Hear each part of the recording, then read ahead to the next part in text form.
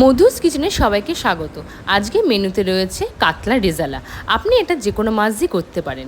প্রথমে আমি কাতলা পিসগুলোকে ভালো করে নুন হলুদ মাখিয়ে কিছুক্ষণ রেখে দিয়েছিলাম। তারপরে একটা মিক্সিং জারের মধ্যে কিছুটা পোস্ত, চারমগজ, কিশমিশ, কাজু দিয়ে ভিজিয়ে রাখার পর পেস্ট করে নিয়েছি। অন্যদিকে কড়াইতে জল গরম করে টমেটো ও পেঁয়াজটাকে কিছুক্ষণ সিদ্ধ করে নিয়েছিলাম। তারপর সেইগুলোকে মিক্সিং জারে দিয়ে তার সাথে দিয়ে দিয়েছিলাম আদা, রসুন, কাঁচা লঙ্কা এবং গোটা গরম মশলা। এগুলোকে পেস্ট করে নিয়েছিলাম এবং আরেকদিকে মাছগুলোকে ভেজে নিয়েছি। ভাজা হয়ে গেলে সেম তেলে তেজপাতা, গোটা গোলমরিচ এবং গোটা জিরে দিয়ে একটু ফোড়ন দিয়ে নিয়ে যে পেঁয়াজের পেস্টটা করেছিলাম সেটা দিয়ে দিয়েছিলাম। তার সাথে দিতে হবে জিরে ধনের গুঁড়ো এবং পরিমাণ মতো নুন দিয়ে সবকটা মশলাকে ভালো করে কষিয়ে নিতে হবে। যখন তেল ছেড়ে যাবে তখন সেই অবস্থায় যে পোস্ত, চারমগজ, কাজু, কিশমিশ যে পেস্টটা করে রেখেছিলাম সেটা দিয়ে দিতে হবে।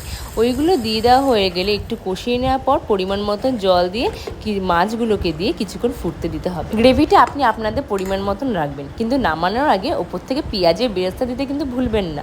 ব্যাস আপনাদের রেডি হয়ে গেল কাতলার রেজালা। এটা আপনি কিন্তু যে কোনো মাছ দিয়ে করতে পারেন। এই রেসিপিটা বাড়িতে ট্রাই করতে কিন্তু ভুলবেন না। আবার দেখা হবে নেক্সট কোনো ভিডিওতে।